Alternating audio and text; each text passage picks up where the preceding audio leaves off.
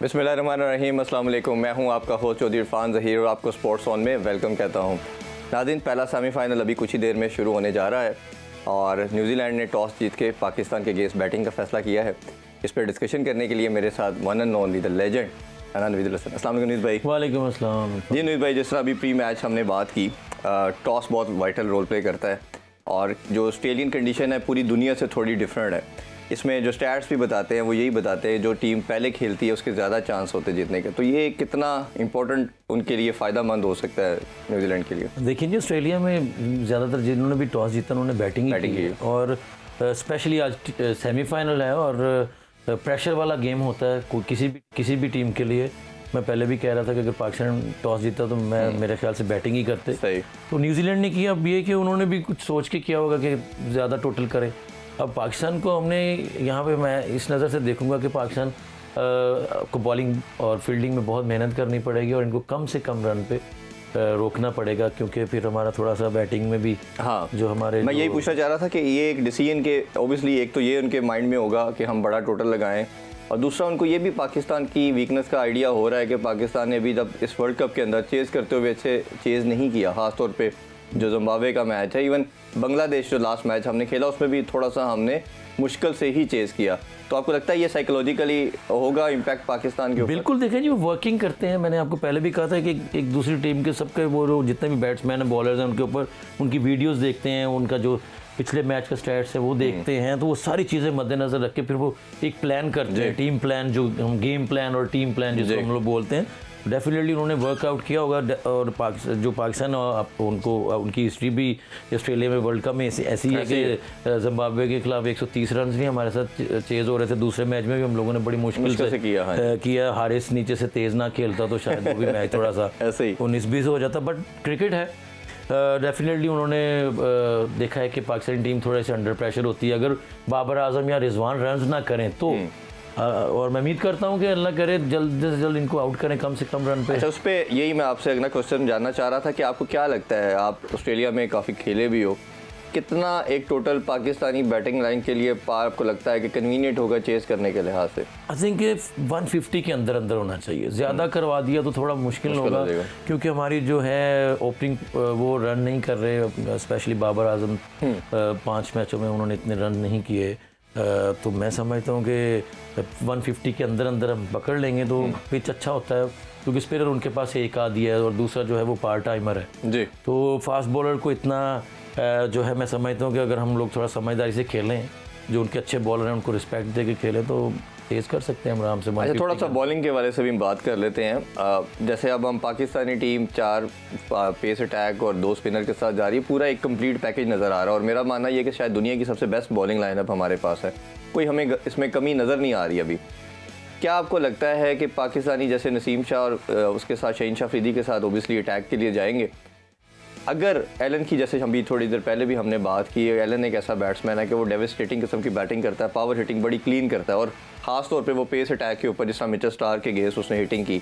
आपको लगता है कि अगर पाकिस्तान को बाबर को बड़ी जल्दी डिसीजन चेंज करने पड़ेंगे, अगर नहीं आउट होता तो नवाज़ को लाना चाहिए, नवाज़ से भी लेट्स सपोज नहीं होता तो out of the box thinking लेके आनी पड़ेगी और शादाब को लाना चाहिए? आई थिंक कि आपने मेरा ख्याल न्यूजीलैंड और इंग्लैंड का मैच देखा होगा, उसमें मैं इंग्लैंड के बॉलर्स को इसलिए रेटेड करता हूँ कि उन्होंने वेरिएशन के साथ बॉलिंग की। न्यूजीलैंड जो है वो सारे हार्ड हिटर हैं, स्वाय केम विलियमसन के वो बारी लेता है, वो एंकर करता है, वो बिल्कुल आपको भी पता है, सबको पता है। उन्होंने उनके ऊपर पूरा वर्कआउट किया था, ऑब्वियसली अल्लाह करे पाकिस्तान ने भी किया हो। हम न्यूजीलैंड के बैट्समैनों को तब आउट करेंगे जब हमें वेरिएशन के साथ बॉलिंग करेंगे। नो डाउट हमारे पास पेस अटैक बहुत ज़बरदस्त है, एक्सप्रेस पेस वाले हैं, 150 प्लस वाले भी, 145 प्लस वाले भी हैं, लेकिन उसमें अगर हमारी वेरिएशन के साथ हमने बॉलिंग की, स्लोअर वन डाले, मिक्सअप बॉलिंग की, तो हम उनको अंडर प्रेशर लेके आ सकते हैं। अगर न्यूजीलैंड की टीम इवन के कोई भी हो, अगर आपने नए बॉल से उनको 2 से 3 आउट कर दिए तो कोई भी दुनिया की टीम जो है वो वापस आते हुए बड़ा टाइम लगाती है। तो T20 फॉर्मेट ऐसा है कि इसमें मैं सजेस्ट करूंगा हमारे जितने भी फास्ट बॉलर्स या स्पिनर्स हैं और स्पेशली कैप्टन जो है बाबर आजम, अगर हमने अच्छे तरीके से उनको यूटिलाइज़ कर लिया, हमारे फास्ट बॉलर्स को, स्पिनर्स को, क्योंकि कुछ ऐसी जगह है जहाँ पे वो काफ़ी ब्लंडर कर जाते हैं। एशिया कप में भी नवाज के आखिरी ओवर रख लिए, अभी आप रिसेंटली जो इंडिया के खिलाफ भी एक आखिरी ओवर नवाज का रखा, तो स्पिनर्स का तो बीच में ही करवा देना चाहिए 16 से पहले। अच्छा रवीज भाई, एक इसमें दूसरा क्वेश्चन मैं आपसे जानना चाहूँगा, हम करते क्या है, खासकर बॉलिंग की जैसे बात करें, शुरू में हम अटैक करते हैं, विकेट लेने के लिए जाते हैं, बट आप 90% मैचेस में देखेंगे कि 7 से 8 ओवर से लेके 40-50 तक हम दूसरी टीम को सेटल डाउन होने देते हैं। जैसे इंडिया के मैच में ब्लंडर मारा हमने अटैक नहीं किया, जैसे स्पिनर कोचा खेल रहे थे, एक एंड से हम पेस अटैक लगाते, फिर जिम्बाब्वे के अगेंस्ट हमने 97 पे 7 आउट करके टेल एंडर से हमने 130 करा दिए। तो आपको लगता है कि ये एक स्ट्रेटजी का पार्ट होना चाहिए कि हमने, जैसे क्रिकेट के अंदर आप बोला जाता है कि एग्रेसिव इंटेंट के साथ जाएं, किलिंग इंस्टिंक्ट के साथ जाएं, आपने दूसरी ऑपोजिशन को खड़ा नहीं होने देना, तो ये कितना मैटर करेगा? देखिए, मैंने पहले बात बताई, कप्तानी करना बड़ा मुश्किल काम है, स्पेशली जब आप वर्ल्ड कप या बड़ा इवेंट खेल रहे होते हैं। तो बाबर आजम को काफ़ी सीखना, मेरा ख्याल कितनी क्रिकेट खेल गई है, तो काफ़ी चीज़ें हैं कि आप दोहरा रहे हैं उसको ही। अभी आपने बहुत अच्छा, यही मैं कहना चाह रहा था कि बाबर आजम समटाइम ऐसा होता है कि हम लोग एकदम टीम को ग्रैब करते हैं और फिर हम ऐसा माहौल क्रिएट कर देते हैं, स्पिनर्स लेके आ जाते हैं, उनको फ्री हैंडेड कर देते हैं। हाँ। ताकि वो पूरे 20 ओवर खेल लें, और 20 ओवर में पार्टनरशिप लग जाती है, वो 150 प्लस होता है, तो फिर हमारी जो मिडिल ऑर्डर है क्लैप्स कर जाती है, समटाइम हमारे जो ओपनर है वो रन नहीं करते, तो फिर हमें मुश्किलात आती। तो मेरे ख्याल से समझ जाना चाहिए, और जितने भी हमारे थिंक टैंक बैठा हुआ है बाहर से, तो वो मैसेज भेज सकता है, जैसे स्ट्रेटेजी टाइम होता है उसमें वो डेफिनेटली करते होंगे बात।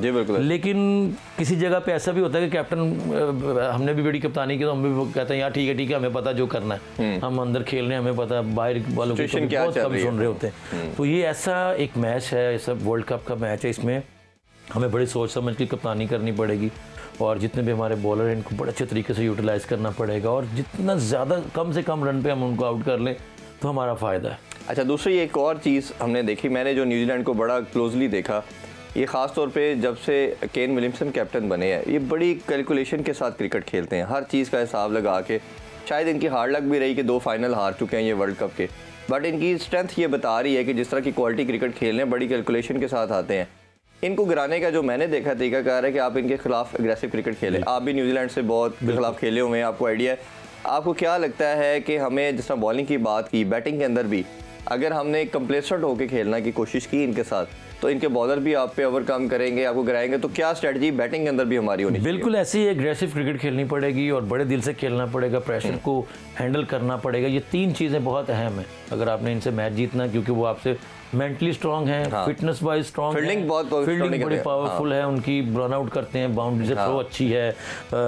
ये 3 चीज़ें उनकी जो है ना वो प्लस पॉइंट में जाती है। अगर हम लोगों ने इन तीनों शोबों में उनको पकड़ लिया तो हम इंशाल्लाह जीत सकते हैं, क्योंकि नो डाउट न्यूजीलैंड की टीम जो है वो कैलकुलेशन के साथ खेलते हैं। उनको पता है कि अगर हम बैटिंग करने जा रहे हैं तो हमने कितना टोटल करना है और किस बॉलर को हमने किस तरह खेलना है, तो हम लोग भी उसमें आ जाएं तो मैं समझता हूँ कि हमारे लिए भी आसानी हो जाएगी। थोड़ा सा मैं लास्ट में आपसे जानना चाहूँगा फील्ड प्लेसिंग और फील्डिंग के लिहाज से, जिस तरह हमने देखा कि न्यूजीलैंड एक ऐसी स्ट्रेंथ रखती है, अगर बाकी ओपोजिशन जितनी भी टीम्स देखें, कि ये आपको एक आधा ऐसा कैच पकड़ लेते हैं जो इम्पॉसिबल होता है, रन आउट को ऐसा कर देते हैं, यानी कि एक तीसरा बॉलिंग के अलावा सोर्स भी साथ रखते हैं जो मैच विनिंग की पोजीशन में इनको ले आता है, टर्निंग पॉइंट करते हैं। तो आप साथ ये बताइए कि इसमें स्ट्रेटजी के लिहाज से एज ए कैप्टन क्या होना चाहिए, और मैं इसी कॉन्टेक्स्ट में बैटिंग के वाले से भी जानना चाहूँगा क्योंकि हमने चेस करना है। नवाज और शादाब हमारे पास 2 ऐसी बैटिंग कमोडिटी हैं जिनको हम ऑल्टर कर सकते हैं किसी जगह के ऊपर। हमने देखा कि जब स्पिनर खेल रहे हो तो शादाब को मोस्टली भेजा जाता है, अगर तेज़ खेलना हो तो नवाज आते हैं।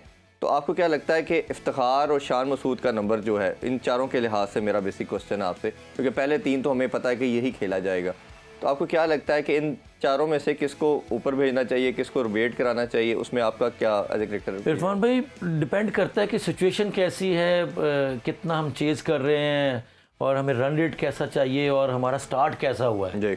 तो ये सारी चीज़ें जो है वो मैटर करती हैं। बिल्कुल, अगर इंशाल्लाह अल्लाह ताला से दुआ करनी चाहिए कि अगर हमारा स्टार्ट अच्छा होता तो फिर आप वाई नॉट के प्रमोट कर सकते हैं। आप नवाज को भी भेज सकते हैं, शादाब को भी भेज सकते हैं, हारिस को भी भेज सकते हैं, इफ्तिखार नीचे भी जा सकता है।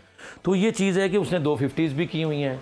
उसका रोल जो है बैटिंग का वो इस तरह है कि उसको जब वो उसकी बारी आती तो उसके साथ 2-3 ऐसे आउट हो जाते तो फिर वो बिल्कुल डेड कर देता है मैच को, स्लो करता है। फिर वो आहिस्ता आहिस्ता अपना, अगर वो दिन अच्छा हो तो फिर उसकी शॉट्स भी लगती हैं तो फिर रन्स कर देता है, अदरवाइज वो भी 20-25 करता है लेकिन 30-35-40 बॉलों पे, तो वो और प्रेशर क्रिएट होता है हमारी टीम के ऊपर। तो ये चीज़ है, अगर डिपेंड करता है कि हम कम रन पे उनको आउट करें और हमारा स्टार्ट अच्छा हो बैटिंग में, तो देन इसमें कोई वो नहीं है कि आप किसी को भी प्रमोट करके ऊपर लेकर। अच्छा, एक ऐसा प्लेयर जो मैं थोड़ी सी शान मसूद के हवाले से बात करना चाह रहा हूँ।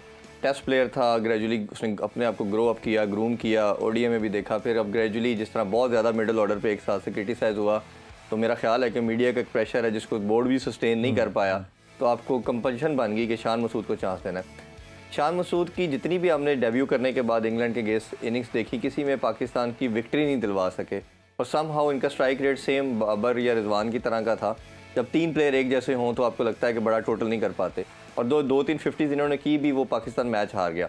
बट लास्ट मैच के अंदर एक बिल्कुल डिफरेंट शान मसूद हमें नज़र आए। जब 8 की एवरेज रिक्वायर्ड थी, बाबर और रिजवान आउट हो गए, तो उन्होंने आके जो खूबसूरत मुझे उनकी इनिंग्स के अंदर एक चीज़ लगी कि उनको एक, जब अपनी इस चीज़ का पता चला मैं पावर हिटिंग नहीं कर पाता, तो एक उन्होंने मियां दाद की मुझे याद ताज़ा की कि उन्होंने गैप्स के अंदर शॉट खेली, और हर बॉल पे आपको भी मालूम है कि सबसे फिटेस्ट प्लेयर है, और हारिस के साथ जिस तरह वो डबल लेते रहे हर बॉल के अंदर, वो एकदम 8 से वो 4 पे रन रेट को लेके आए। तो शान मसूद का रोल जो चौथे नंबर की हम बात की, सूर्या कुमार यादव की या बाकी फिलिप की बात कर रहे थे, कि एक ऐसा नंबर है जो T20 और ओडीआई में सबसे इंपॉर्टेंट नंबर मेरी नज़र में माना जाता है, कि जिसने मिडल में आके संभालना भी है, इनिंग्स भी बिल्ड करनी है और बाद में मैच फिनिश भी करना है। तो शान मसूद को कैसे देखते हैं? शान मसूद का मैं यहाँ पे जिक्र ज़रूर करूँगा कि उसने काउंटी क्रिकेट में बहुत परफॉर्म किया, डोमेस्टिक में बहुत परफॉर्म किया, पीछे टेस्ट क्रिकेट में वनडे में खेला, तो T20 का डेब्यू हो गया, तो उसने ना अपनी गेम को टोटली चेंज किया हुआ है। आपने देखा होगा काउंटी क्रिकेट में भी उन्होंने कैप्टन बना दिया उसको, डरबी शायर ने, डबल सेंचुरी 2 की, यॉर्कशायर ने भी, तो डबल सेंचुरीज भी की। तो उसकी क्रिकेट को मैं दाद देता हूँ, और उसकी जो मेंटल अप्रोच है वो बड़ी ज़बरदस्त है। मैं हमेशा मिसाल देता हूँ शुएब मलिक की। क्यों देता हूँ कि ये यहाँ से बहुत तगड़ा, कितनी देर होगी हम लोगों ने सबने उनके साथ खेलने छोड़ दिया है, लेकिन उसकी फिटनेस इतनी ज़बरदस्त और मेंटली वो बहुत, उसकी जो अप्रोच है वो बहुत हाई है। तो अनफॉर्चुनेटली नहीं लेके गए, लेकिन चलो हम उसकी मिसाल इसलिए कि ये जो जितने भी हमारे मिडिल ऑर्डर में बैट्समैन, शान मसूद हो गए, इफ्तिखार हो गए, तो इनको ऐसा रोल मॉडल बनना चाहिए कि अगर मलिक नहीं है तो हमें उस जैसा फिनिशर बनना चाहिए या टीम को लेके चलें। तो मैं शान मसूद को इसलिए रेटेड करता हूँ, तो मेहनती बहुत है और जितनी उसकी गेम है उससे ज़्यादा। और मेरा ख्याल है कि अनवीर भाई सबसे इंपॉर्टेंट जो चीज़ रखती है वो गेम अवेयरनेस रखती है, चाहे वो प्लेयर है या कैप्टन है। और मेरा ख्याल है कि इसी दुआ और उम्मीद के साथ कि हम अभी के लिए तो ज़्यादा चाहेंगे, और ये हम दुआ करते हैं कि पाकिस्तान आज अच्छा खेले और सेमीफाइनल अपने नाम करे और फाइनल में पहुँचे और फाइनल भी अपने नाम करे। अभी आपसे इजाज़त लेते हैं स्पोर्ट्स ऑन से, इंशाल्लाह आफ्टर द मैच दोबारा आपसे मुलाकात होगी। अपना ख्याल रखें, अल्लाह हाफिज़, पाकिस्तान जिंदाबाद।